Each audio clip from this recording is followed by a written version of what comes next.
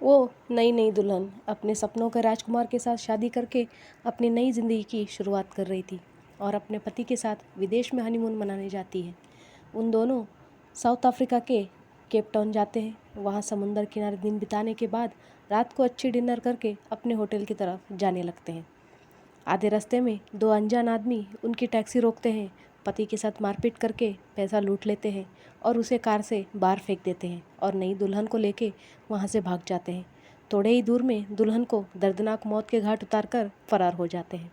एक सुंदर सपनों की ज़िंदगी पल भर में खून से रंग जाती है। दूसरी सुबह दोनों कातिल पकड़े जाते हैं, पर उनका बयान सबका होश उड़ा देता है। पति को अपनी नई दुल्हन के कत्ल के लिए गिरफ्तार कर लिया जाता है। उसका पति कातिल है, वो क्यों अपनी पत्नी का इस तरह से कत्ल करना चाहेगा? ऐसा भी नई दुल्हन ने किया क्या था, जानते हैं, चलिए। स्वागत है दोस्तों आपका क्रीपी क्राइम्स में। ये कहानी किसी भी सस्पेंस थ्रिलर से कम नहीं है। इस कहानी का जोड़ा है एनी दीवानी और श्रेन दीवानी। भारतीय मूल की एनी दीवानी स्वीडन में रह रही थी और श्रेन इंग्लैंड में रह रहा था। दोनों का परिचय इंग्लैंड में ही होता है। दोनों एक दूसरे के प्यार में पड़ जाते हैं और शादी करने का मन बना लेते हैं। परिवार के रजामंदी के साथ दोनों शादी का दिन तय कर लेते हैं। शादी के दिन करीब आते एनी श्रेन के कुछ आदतों से परेशान हो रही थी। अपने होने वाले पति का अपने ऊपर कंट्रोल करने का बर्ताव से एनी खुश नहीं थी। इस बात को वो अपने बहन को भी बताती है। सगाई के दिन इन दोनों के बीच इतना झगड़ा बढ़ गया था कि सगाई रोकने की नौबत आ गई थी, पर परिवार वाले समझाते हैं क्योंकि हर जोड़े के बीच छोटे मोटे मनमुटाव तो होता रहता है। नवंबर 2010 को दोनों का शादी भी हो जाता है। दोनों पहले से तय की गई अपनी हनीमून के लिए 7 नवंबर 2010 को यूके से केप टाउन आते हैं। वो दोनों वहाँ 4 महीने रहने का प्लान बनाते हैं। नवंबर 10 को एनी अपनी एक रिश्तेदार को फ़ोन कर अपनी शादीशुदा ज़िंदगी के कुछ राज बताती है।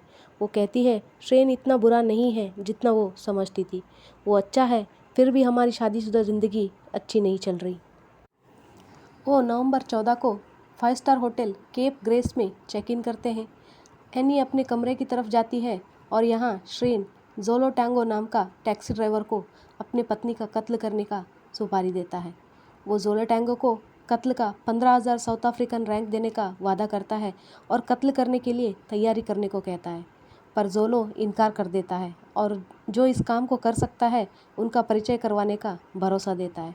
श्रेन मान जाता है और जल्दी से कत्ल करने वाले को ले आने को कहता है। जोलो वहाँ से निकलकर नज़दीकी होटल में रिसेप्शनिस्ट का काम कर रहा मोंडो बुलाम्बा को यह सूचना देता है। मोंडो एक तरह से कातिल और कत्ल करने वालों के बीच का दलाल जैसा काम करता है। वो सुपारी देने वाले और कातिलों से मिलवाने का काम करता रहता है। दो कातिल ज़ोम्बादा ख्वाबे और साइल मैगनिका के साथ मोंडो होटल के पीछे कत्ल का प्लानिंग करता है। शाम के 7 बजे एनी और श्रेन नज़दीकी बार में डिनर करने के लिए जाते हैं। जाते हुए जोड़ी बिल्कुल खुश नहीं दिख रही थी। पुलिस को मिली सीसीटीवी फुटेज में दोनों नाखुश नज़र आ रहे थे। बीच खाने में श्रेन अकेले ही बाहर आता है। क्यों? क्योंकि जोलो टैंगो को फ़ोन लगाने के लिए। जोलो टैंगो 7:50 को एनी और श्रेन को पिक करने वाला था, पर देर होने की वजह से श्रेन को डर लग रहा था प्लान कहीं फेल ना हो जाए और एनी दूसरी टैक्सी से होटल ना पहुंच जाए। श्रेन जोलो टैंगो को आज की रात ही कत्ल कर देने का दबाव डालता है। जोलो कुछ वजह से देरी होने की बात कहता है और जल्दी से कातिलों को लेके जगह पर पहुंचने का वादा करता है। उनके आने तक श्रेन अपनी पत्नी को बहाने से रोक लेता है। जोलो के आते ही वो टैक्सी में बैठ जाते हैं। फिर उनके प्लान के हिसाब से एनी का अपहरण होकर कत्ल हो जाता है। सुबह केप टाउन पुलिस एनी का डेड बॉडी एक सुनसान जगह पर पाती है और श्रेन इसे लूट के लिए किया गया कत्ल और कातिलों को पकड़ने का गुहार लगाता है। तुरंत एक्शन में आई पुलिस 2 ही दिन में टैक्सी ड्राइवर जोलो को पकड़ लेता है। उसके बयान के आधार पर बाकी लोगों को भी पकड़ लिया जाता है। क्वाम्बे और साइल इस हत्या का सूत्रधार श्रेन दीवानी तक ले जाते हैं और श्रेन को तुरंत ही अरेस्ट कर लिया जाता है। आपको इस हत्या का साजिश सुन के श्रेन पर घिन आई होगी, नहीं? ठहरिए, कहानी यहीं तक नहीं ख़त्म होगी। ये एक सिर्फ सुपारी दे के कत्ल करने वाला कहानी नहीं है। 2013 तक केस पहुँचते पहुँचते नई नई किस्से बाहर आने लगते हैं। श्रेन दीवानी अपने आप को बेगुनाह होने का दलील दे रहा था। उसके फ़ोन से मिले मैसेजेस और सीसीटीवी फुटेज में उसके अजीबोगरीब बर्ताव पुलिस वालों को भी उलझन में डाल रहा था। दोनों कातिलों को फिर से पूछताछ के लिए ले आया जाता है। अब तक श्रेन अपने आप को बाइसेक्सुअल यानी लड़का और लड़की दोनों में आकर्षित होने का कोर्ट में मान जाता है, पर एनी का कत्ल से कोई भी संबंध ना होने का बात कहता है। केपटाउन पुलिस ट्रेन के मैसेज में टैक्सी ड्राइवर का message keep the cash ready यानी पैसे तैयार रखना, इसे आधार बनाकर और उसका डिनर के बीच उठ के बाहर आने को श्रेन का प्लान का हिस्सा मान रही थी। पर श्रेन के वकील इसे खारिज करते हुए कहते हैं कि ये जोलोटांगो की मनगढ़ंत कहानी है और ये टेक्स्ट में से टैक्सी का भाड़े को लेकर था और डिनर के बीच वो इसलिए बाहर गया था क्योंकि वो अपना बटुआ होटल में भूल आया था। 2014 में केपटाउन की कोर्ट ने टैंगो और अन्य 2 हत्यारों को 18 साल की सज़ा सुनाई और श्रेन को निर्दोष करार कर बरी कर दिया।